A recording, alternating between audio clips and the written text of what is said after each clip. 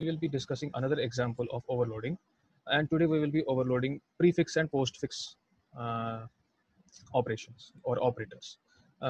Start करने से पहले मैं थोड़ा सा आइडिया देता हूँ, हो सकता है किसी को ना पता हो या भूल गया हो. We have this plus plus and minus minus operators. This is incremental operator and this is decremental operator. I will demonstrate using plus plus. Similarly, minus minus will also be implemented. तो plus plus कैसे implement किया जाता है? For example, if you have got a variable A has got value 5, then you can write either plus plus A or you can write A plus plus. Both have got the same meaning. इसका मतलब भी है that update the value of A by 1. That is increment the value of A by 1 and place it in A. और इसका मतलब भी same ही है.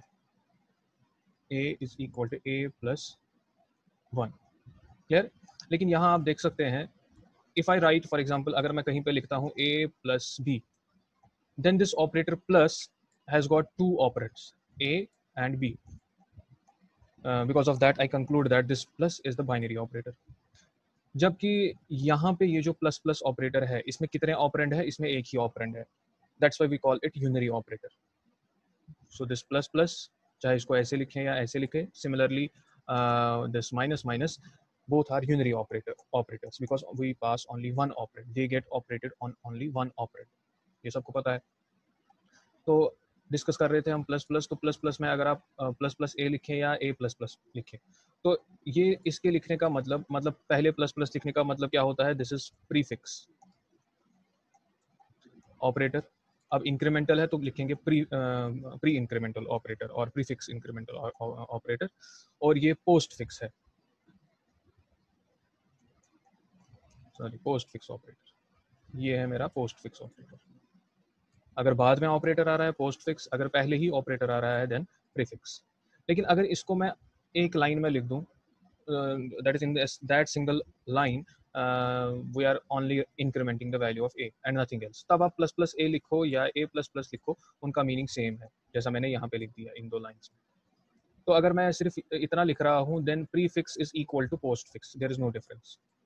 But अगर मैं ऐसा लिख रहा हूँ, for example you have another variable c, और सी में मैं डालना चाहता हूँ a plus plus, and in d I want to put, यहाँ पे एक और वेरिएबल हम बना लेते हैं, वेरिएबल बी, उसके अंदर डाल देते हैं 10 for example, and in d I want to put plus plus b. तो can anyone tell me what will be the value of c and what will be the value of D? Anyone can write on chat or on mic. Value of C 5 and value of C 5, value of D 11. Okay. How? Because by अब इसका meaning change हो जाएगा. अब plus plus A और A plus plus का meaning same नहीं है. Why? Because we are writing it with assignment operator. तो जब हम ये जो प्लस प्लस ऑपरेटर हो या माइनस माइनस ऑपरेटर हो, इसको अगर हम किसी इंस्ट्रक्शन में असाइनमेंट ऑपरेटर के साथ लिखते हैं, then its meaning gets changed. Then it is defined as prefix and postfix, where the meaning of prefix will be different from postfix. अब इसको पढ़ा जाएगा. अच्छा, इसको ये जो एक लाइन में सिर्फ हमने इतना लिखा था प्लस प्लस ए, इसको बोलेंगे इंक्रीमेंट इन ए, इसको भी बोलेंगे इंक्रीमेंट इन ए. यहाँ पे इसको प्रीफिक्स, इसको पोस्टफिक्स बोलने की जरूरत नहीं है, because both have got the same implementation, both result in same answers. लेकिन जब हम इसको असाइनमेंट ऑपरेटर के साथ लिखते हैं, तब इसका रियल मीनिंग जो होता है, now this is your post increment और पोस्ट फिक्स ऑपरेटर. ये क्या करेगा?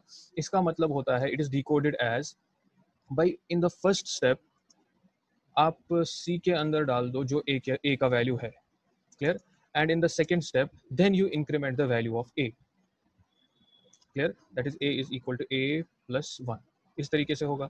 जबकि अगर आपका प्री इंक्रीमेंट है, यहाँ पे ये प्री इंक्रीमेंट है, क्लियर, यहाँ पे क्या होगा? यहाँ पे पहले इंक्रीमेंट, प्री मतलब पहले ही इंक्रीमेंट होगा. तो क्या होगा? Here the first step will be by B का वैल्यू इंक्रीमेंट कर दीजिए, then in the second step place the value in D, D का वैल्यू जो है वो डी में डाल दीजिए, क्लियर. तो इसको अगर हम इस स्टेप को अगर हम देखेंगे तो क्या होगा भाई? पहले स्टेप में क्या हो जाएगा? जो a का वैल्यू है वो c में आ जाएगा, तो c का वैल्यू कितना बन जाएगा जो a में है। a में क्या है इनिशियली, अभी वो इंक्रीमेंट मत हुआ है, a का वैल्यू 5 है, तो c का वैल्यू भी 5 बन जाएगा। And in the second step now what will be the a is updated value, भाई a का जो वैल्यू है उसको इंक्रीमेंट 1 करो। a का वैल्यू कितना है, a's value is 5, so it will be incremented to 1, so it will become 6। तो जैसा कि अभी किसी स्टूडेंट ने बोला था सर c का वैल्यू 5 रहेगा, so the value of c is 5, that is the answer is correct। Similarly अगर इसको हम करेंगे, what will be the first step, पहले स्टेप में क्या होगा, again first value of b will be incremented। अब b का इनिशियल वैल्यू कितना है 10, तो b will be value of b will be incremented by 1, so it will become 11। so in the second step अब जो b के अंदर है वो d में आ जाएगा, so what will be the value of d, value of d will be जो b के अंदर है, b के अंदर 11, so the answer is correct। is it clear? So this is the meaning of post incremental operator and pre incremental operator। similarly you can at your places check by c का value क्या होगा और d का value क्या होगा if you perform a minus minus or minus minus b, this will be post decrement operator and this will be pre decrement operator। any question, any confusion regarding this pre increment या post increment?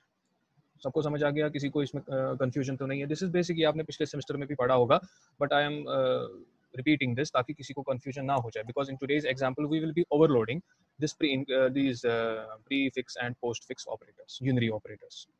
तो उसके लिए पहले इनका meaning पता होना चाहिए कि ये करते क्या है, तभी तो हम इसका मीनिंग चेंज कर सकते हैं।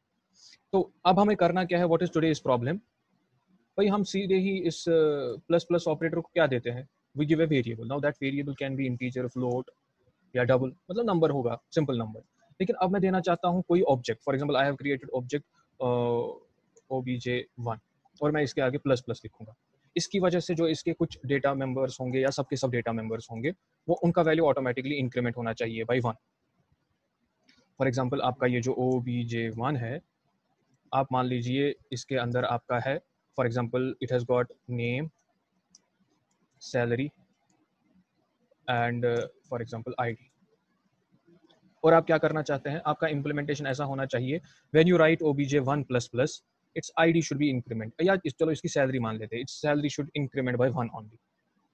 ठीक है, तो हम करना ये चाहते हैं, और problem is when we write obj1 automatically the salary of this object should be incremented by 1, जिस तरह यहाँ पे होता है, when you write a plus plus और plus plus a, automatically the value of a is incremented by 1। इसी तरह यहाँ पे होना चाहिए, लेकिन अब यहाँ पे ये जो obj1 है, it does not represent only one memory location, it represents 3 memory locations, those are the individual data members। उसमें से या तो सबके सबका वैल्यू, अगर for example this is not name, this is something, these are 3 numbers n1 n2 and n3, when you write obj1 plus plus then the value of n1 n2 and n3 should get incremented by 1। ये हमें करना है। now we need to change the meaning of plus plus, that is we need to overload it, we need to add the functionality, we need to add the form, so this is operator overload। Problem समझ आ गई, करना क्या है?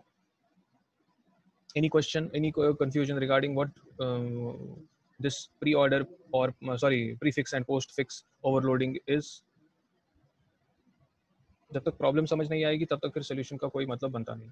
सो किसी को भी question होगा, कंफ्यूजन होगा, ही और she can at any time write it on chat, on ask it on mic. तो ये सब दिखाने का मतलब ये था, हालांकि I know 95 to 99% of the students may be knowing all these things, but nevertheless I repeated the things so as to revise the concept, so that there won't be any confusion when we will be implementing this, when we will be overriding these overloading these prefix and postfix operators। तो हम ये programme जो मैंने लिखा है, इसमें मैंने plus plus को इम्प्लीमेंट किया है, सिमिलरली आप माइनस माइनस को भी इम्प्लीमेंट कर सकते हैं। प्लस प्लस के लिए मैंने प्रीफिक्स और पोस्टफिक्स दोनों को इम्प्लीमेंट किया है, इसी तरह आप माइनस माइनस में भी करेंगे, तो ओनली डिफरेंस विल बी आपको जहाँ प्लस है वहाँ पे माइनस लिख देना है, बाकी सेम रहेगा। Is it clear? तो पहले मैं मेन पे आ जाता हूँ ताकि आप प्रॉब्लम और ज़्यादा क्लियर हो जाए कि हम करना क्या चाहते हैं। For example I need to create an object t1, जिसमें ये जो होगा ये ओवर को रिप्रेजेंट करेगा एंड ये this will represent the minute. तो इसका मतलब I need to create a class time which has got 2 data members, one will represent the hour and another will represent the minute. तो उसी के मैंने 3 ऑब्जेक्ट्स क्रिएट किए हैं, t1 t2 t3 and t4। T1 और T2 के values मतलब जब मैं ऑब्जेक्ट्स क्रिएट कर रहा हूँ उनके डेटा मेंबर्स को मैं इनिशियलाइज कर रहा हूँ डिफरेंट वैल्यूज से, जबकि T3 और T4 को मैं इनिशियलाइज नहीं कर रहा हूँ, तो इनके जो डेटा मेंबर्स होंगे those will be automatically initialize to 0 using the default constructor in C++. Then what I am doing, I am pre incrementing. अब देखिए इस लाइन के अंदर मैंने क्या लिखा है, सिर्फ प्लस प्लस T1. तो यहाँ पे अब ये बोलने की जरूरत नहीं है सर ये प्री इंक्रीमेंट है, क्योंकि यहाँ पे आप प्री इंक्रीमेंट लिखो या पोस्ट इंक्रीमेंट लिखो, it is one and the same thing. You can say we are incrementing the value of T1 by 1. Object T1 जो है उसका वैल्यू 1 से इंक्रीमेंट हो रहा है. अब देखिए यहाँ पे इंक्रीमेंट कैसे होगा, इंक्रीमेंट इज बाय 1 मिनट. तो अगर 1 मिनट है T1 तो यहाँ पे व्हाट विल इट बिकम, ये 60 बन जाएगा. तो जब ये 60 बन जाएगा उसकी वजह से 12 बनना चाहिए, तो आवर आंसर शुड बी 12. उसके बाद फिर से मैं इसको इंक्रीमेंट कर रहा हूँ, फिर हमारा आंसर क्या होना चाहिए, 12 1. क्लियर. सिमिलरली ये तो हो गया प्री इंक्रीमेंट. अगर हम प्री इंक्रीमेंट की बात करें, now this is post increment. आप देखेंगे जो अब ये T2 पे मैं एग्जीक्यूट कर रहा हूँ, आप देखेंगे जब हम इसको एग्जीक्यूट करेंगे यहाँ जो आउटपुट आएगा उसी तरीके का आउटपुट यहाँ पे भी आएगा. दैट विल डिमॉन्स्ट्रेट जो मैंने पहला पॉइंट बताया कि अगर आप एक लाइन में सिर्फ इतना ही लिख रहे हैं, operand and operator plus plus और माइनस माइनस, तब वो उसको आप प्री इंक्रीमेंट के हिसाब से लिखो, प्रीफिक्स के हिसाब से लिखो या पोस्ट फिक्स के हिसाब से लिखो, उससे कोई फर्क नहीं पड़ेगा. ये 4-5 लाइनें उसको डिमॉन्स्ट्रेट करेंगी. अब now the real meaning of postfix वो इससे आ जाएगा, because here in these 2 lines what we are doing, इसमें क्या होगा, इसमें पहले T2 का जो वैल्यू है, T2 ऑब्जेक्ट का वैल्यू वो T3 में कॉपी किया जाएगा, then the value of T2 will be incremented. जबकि इसमें क्या होगा, इसमें first the value of T2 will get incremented and that incremented value will be copied to T4. वैसा ही जैसा हमने अभी एक्सप्लेन किया. Then we are displaying T3 and T4. We will check what will be the answer. ठीक है. तो main के अंदर कुछ नया ऐसा कुछ है नहीं, लेकिन अब हम क्या कर रहे हैं, जहां पे हम प्लस प्लस के साथ नंबर्स को एसोसिएट कर रहे थे, now I need to associate objects, and for associating that I need to change the meaning of this plus plus. Clear. अच्छा, ओवरलोड करने से पहले can anyone tell me when I will be overloading, I need to write a operator function. ठीक है, तो मुझे एक operator function लिखनी है, जिस ऑपरेटर फंक्शन का नाम क्या होगा, प्लस प्लस. ठीक है. उसको जब मैं उसका कोड जब मैं लिखूंगा, फंक्शन को जब मैं ऑपरेटर फंक्शन को लिखूंगा, how many implicit and how many explicit arguments will be there, you can write it on chat window. Mic पे कोई नहीं बोलेगा, आप चैट विंडो पे लिख सकते हैं मुझे.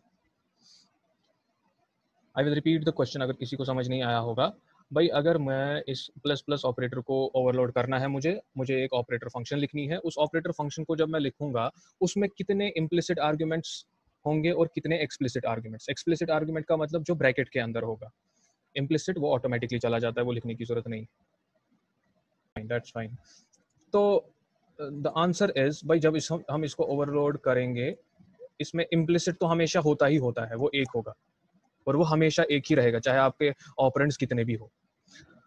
अच्छा, अब अगर एक है और यहाँ पे how many operands are here, we have got only one operand, plus plus T1. तो ये जो T1 है, दिस इज योर ऑपरेंड. अगर एक ऑपरेंड है और इम्प्लिसिट हमेशा जाता ही जाता है, तो T1 इम्प्लिसिट चला जाएगा. अब बचा कुछ नहीं बचा, तो एक्सप्लिसिट कुछ नहीं होगा, 0 होगा. This is the simple explanation. मैं फिर से रिपीट कर रहा हूँ क्योंकि कुछ बच्चों ने गलत लिखा था, एक्सप्लिसिट में उन्होंने 1 लिखा था. एक्सप्लिसिट कुछ होगा नहीं. क्यों? क्योंकि पहले हम इम्प्लिसिट देखते हैं. इम्प्लिसिट हमेशा एक जाता है, और ये जो ऑपरेटर है प्लस प्लस या माइनस माइनस, ये कितने ऑपरेंड्स पे काम करता है, ये हमेशा एक ही ऑपरेंड पे काम करता है. तो वो इम्प्लिसिट चला जाएगा फंक्शन के पास, ऑपरेटर फंक्शन के पास, और एक्सप्लिसिट कुछ जाएगा नहीं क्योंकि बचा नहीं. T1 तो इम्प्लिसिटली चला गया, अब दूसरा कुछ है नहीं, तो एक्सप्लिसिट को जाने की जरूरत नहीं है. So the correct answer is implicit is 1, explicit is 0. किसी ने implicit 2 लिखा है, मुझे बताओ 2 कहाँ से. अभी जो मैंने एक्सप्लेन किया वो अगर समझ आ गया, then it is fine, nothing to worry regarding the wrong answers. लेकिन अभी भी समझने के बाद भी अगर confusion हो रहा है तो अभी बताओ, I will repeat.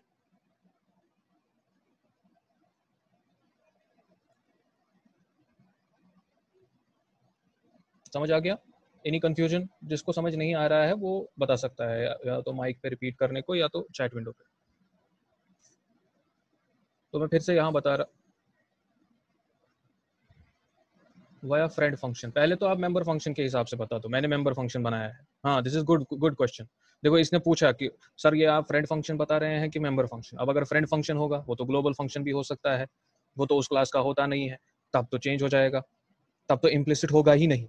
इम्प्लिसिट की बात हम तब करते हैं when the function, whether it is an operator function और नॉर्मल फंक्शन, जब ये मेंबर फंक्शन होता है तब इम्प्लिसिट की बात आती है। जब ये मेंबर फंक्शन होगा ही नहीं तब तो इम्प्लिसिट की बात आती नहीं है। मतलब in the case of friend functions वहां पे हमेशा एक्सप्लिसिट ही आएगा, तो वहां पे implicit will be 0, explicit will be 1 if we are implementing operator function as friend. Friend वाला कॉन्सेप्ट समझ आ गया, और you want me to repeat? Sir आ गया। फंक्शन को, इसका जो मैं कोड लिखूंगा ओवरलोड करने के लिए, वो जो कोड होगा वो in the form of function होगा। अगर वो फंक्शन मेंबर फंक्शन होगा इस क्लास का, किस क्लास का? टाइम का, तब इसके जो ऑपरेंड्स होते हैं उसमें से एक इम्प्लिसिटली चला जाता है, बाकी जितने होंगे वो एक्सप्लिसिटली चले जाते हैं। अब इम्प्लिसिटली कौन जाएगा? For example T1। अब एक्सप्लिसिट के लिए कुछ बचा नहीं, so if the operator function which implements the code of plus plus operator in this program, if that function is the member function, then T1 will be passed as implicit and there will be no explicit, so total number of implicit arguments will be 1 and number of explicit arguments will be 0. ये हो गया member function के जरिए। Now if the function which contains the code of plus plus operator for overloading, if that function is not the member of time class, लेकिन मुझे उसको time class के जो मेंबर वेरिएबल्स है जिसमें ना 11, 59, 10, 4 स्टोर होगा, those will be the private, उनका एक्सेस देना पड़ेगा उस फंक्शन ऑपरेटर फंक्शन को, और वो जो ऑपरेटर फंक्शन है मेंबर फंक्शन है नहीं। So what is the solution? We will implement that operator function as friend.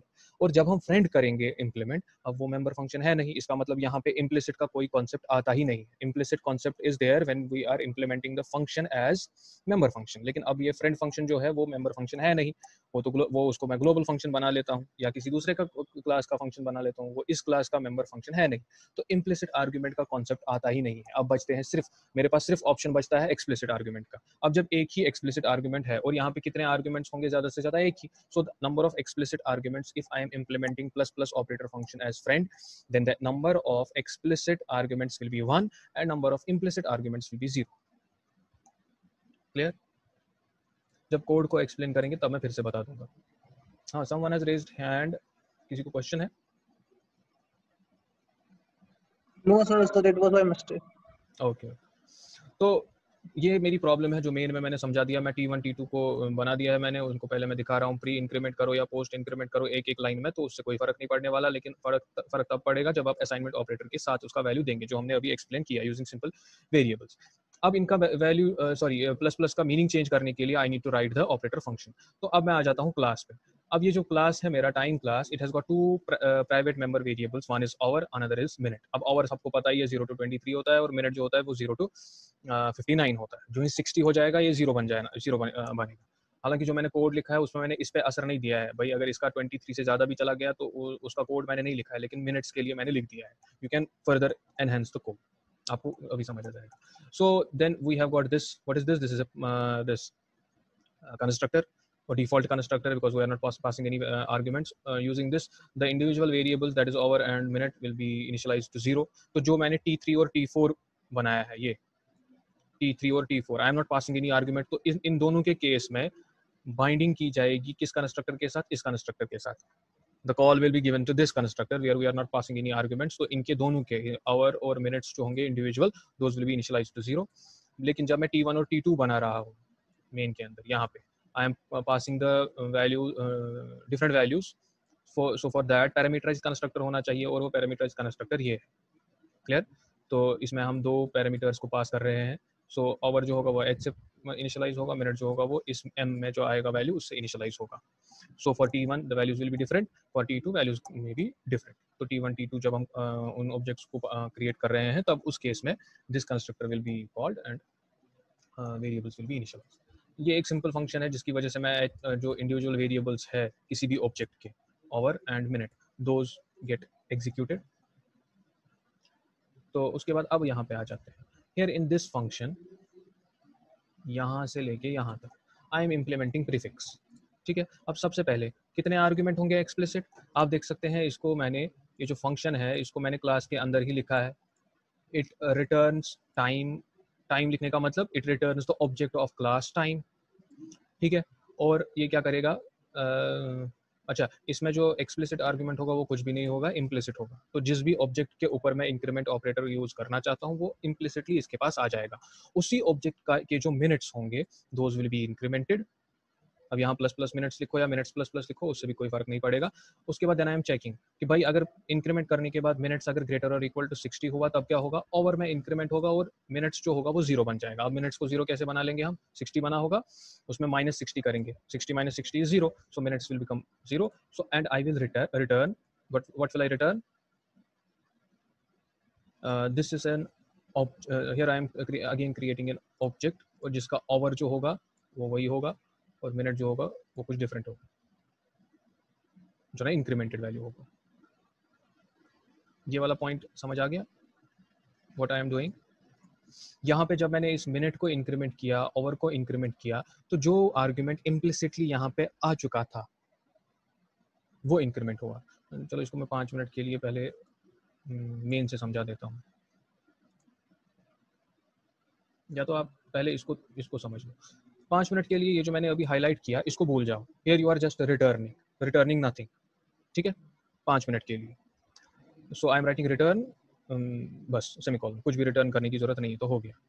तो व्हाट आई एम डूइंग, जो इसके पास इम्प्लिसिटली ऑब्जेक्ट आ रहा है उसका मिनट्स इंक्रीमेंट कर रहा हूँ, वो चेक कर रहा हूँ कहीं वो रूल तो फॉलो हो रहा है कि नहीं हो रहा है, तो उस हिसाब से ओवर को इंक्रीमेंट कर रहा हूँ, अदरवाइज नॉट। तो इसकी वजह से जो इम्प्लिसिटली ऑब्जेक्ट इसके पास आ गया, whether it is T1 T2, जो ऑब्जेक्ट बनाए मैंने उनका वैल्यू इंक्रीमेंट हो गया, बस काम खत्म।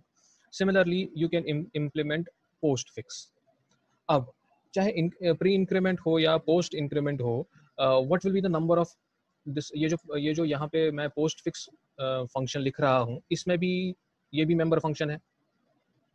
अगर ये मेंबर फंक्शन है तो इसमें भी कितने एक्सप्लिसिट आर्ग्यूमेंट्स होंगे, कोई भी एक्सप्लिसिट आर्ग्यूमेंट नहीं होगा, एक ही आर्ग्यूमेंट होगा, वो इम्प्लिसिटली पास किया जाएगा। Now the question is why I am writing int, और ये इंट के आगे मैं कोई भी वेरिएबल क्रिएट नहीं कर रहा हूँ।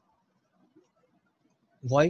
Because I need to make the difference between prefix and postfix, है ना। तो मुझे दो फंक्शंस लिखनी है जिनका नाम सेम है, इस फंक्शन का नाम भी प्लस प्लस है, इस फंक्शन का नाम भी प्लस प्लस है, इस फंक्शन में भी इम्प्लिसिट आर्गुमेंट एक है, इस फंक्शन में भी इम्प्लिसिट आर्गुमेंट एक है, इस फंक्शन में भी एक्सप्लिसिट आर्गुमेंट कोई होना नहीं चाहिए, इसमें भी कोई भी नहीं होना चाहिए। Then how will we differentiate between the two functions, है ना। हमने फंक्शन ओवरलोडिंग पढ़ी है, जहाँ पे दो फंक्शन जिनका नाम सेम होता है but they differ in number of arguments और टाइप ऑफ आर्ग्यूमेंट्स। अब यहाँ पे भी कोई नहीं है, यहाँ पे भी कोई नहीं है, तो कैसे मैं डिफरेंशिएट करूँ। तो C++ के पास C++ ने एक मेथड दे दिया, उसने बोल दिया भाई एक में आप कोई भी आर्ग्यूमेंट मत लिखो, दूसरे में आप एक डमी आर्ग्यूमेंट लिखो। डमी मतलब which is of no use, which is there for some special purpose. तो मैंने यहाँ पे क्या लिख दिया, इंट लिख दिया। तो ऑटोमेटिकली जब आप प्रीफिक्स ऑपरेटर यूज करोगे कहीं पे भी, कॉल इसको चला जाएगा by checking no argument in this bracket. लेकिन जब भी मैं पोस्ट फिक्स करूंगा, पोस्ट फिक्स ऑपरेटर एग्जीक्यूट करूंगा अपने प्रोग्राम में, तो कॉल इसको चली जाएगी और वो इसको आइडेंटिफाई कैसे करेगा, वो इनके बीच में डिफरेंशिएट करेगा यूजिंग दिस इंट। और ये इंट हमें पास करने की जरूरत नहीं है क्योंकि ये C++ ने एक डमी वेरिएबल, हमने यहाँ पे एक डमी वेरिएबल क्रिएट किया है।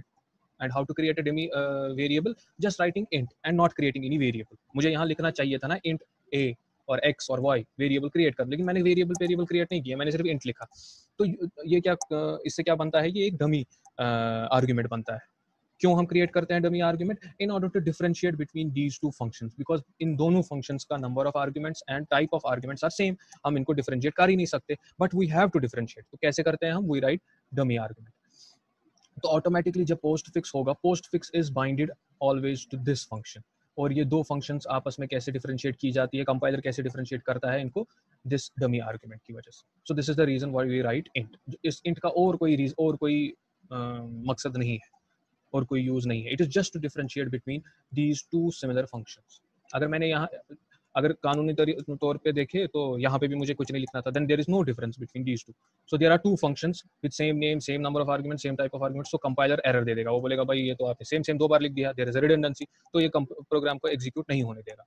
रिडंडेंसी को हटाने के लिए व्हाट डू वी राइट, एक में हम डमी आर्गुमेंट क्रिएट करते हैं in order to differentiate between the two functions. तो जब भी प्रीफिक्स ऑपरेटर एग्जीक्यूट होगा ये फंक्शन एग्जीक्यूट होगी, और जब भी पोस्ट फिक्स तब ये फंक्शन एग्जीक्यूट हो जाएगी। Is it clear? और यहाँ पे मैं क्या कर रहा हूँ, अब पोस्ट फिक्स में क्या होता है, जो आपका वेरिएबल का वैल्यू होता है पहले वो असाइन किया जाता है, उसके बाद उसके वैल्यू को इंक्रीमेंट किया जाता है. सो दैट्स वाई जो I am creating new object जिसका नाम क्या रख दिया मैंने, टी. क्लियर?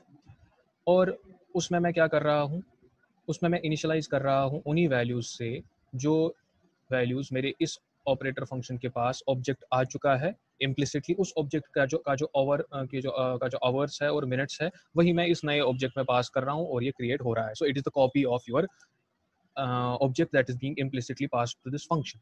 उसके बाद मैं अब इस जो मेरे पास इम्प्लिसिटली आया है उसके मिनट्स को इंक्रीमेंट कर रहा हूँ using this code. And finally I am returning this T. कौन सा टी? ये जो मैंने यहाँ पे नया ऑब्जेक्ट बनाया. अब नए ऑब्जेक्ट में क्या वैल्यू है? जो इम्प्लिसिटली मैंने पास किया था उसका previous value, not incremented value. And that is the meaning of post fix. I know अभी आपको कंफ्यूजन होगा, लेकिन मैं एक को एग्जीक्यूट करके दिखा दूंगा, फिर आपको समझ आ जाएगा. अब देखो, इसमें और इसमें कोई फर्क नहीं है. I will explain this line. ठीक है, जब ये वाला लाइन एग्जीक्यूट होगा, दिस इज प्रीफिक्स, तो कॉल किसको चला जाएगा? इस फंक्शन को. तो ये अपना काम करेगा. लेकिन जब ये वाला एग्जीक्यूट हो जाएगा, ये कॉल चला जाएगा किसको? इस फंक्शन को. ये अपना काम करेगा. It will increment the value and return and will display. मैं एक्सप्लेन करता हूँ ये लाइन. यहाँ पे ये जो ये this line and this line, क्योंकि यहाँ पे जो रियल मीनिंग है प्रीफिक्स और पोस्ट फिक्स का वो समझ आ रहा है, इसकी वजह से आपको समझ आ जाएगा. Wait. So how programmer, there is a question how programmer will understand that function with dummy argument is whether for postfix or prefix. भाई बेटा ये वो भी हम अभी डिस्कस करेंगे, पहले आप इसको समझो, मैं बताता हूँ. एक्चुअली ये ऑटोमेटिकली होता है. जो पोस्ट फिक्स होता है उसके साथ डमी वेरिएबल असाइन किया जाता है C++ कोड में ऑटोमेटिकली. दैट्स वाई जो जब हम इंट लिखते हैं ऊपर तो ऑटोमेटिकली ये पोस्ट फिक्स के लिए ही होता है. एंड उस केस में जहाँ पे ये कॉल किया जाता है, मान लीजिए ये मेरे पास पोस्ट फिक्स है, यहाँ पे T2 तो इम्प्लिसिटली चला जाएगा ही, लेकिन जो डमी वेरिएबल में जो डमी वैल्यू जाना चाहिए वो ऑटोमेटिकली 0 ही जाता है और वो पास करने की जरूरत नहीं है. आप देख सकते हैं यहाँ पे मैंने और कोई ABCD 1 2 3 4 या 0 समथिंग पास नहीं किया है. अभी मैं समझाता हूँ, and I will be discussing this execution, आपको ऑटोमेटिकली समझ आ जाएगा.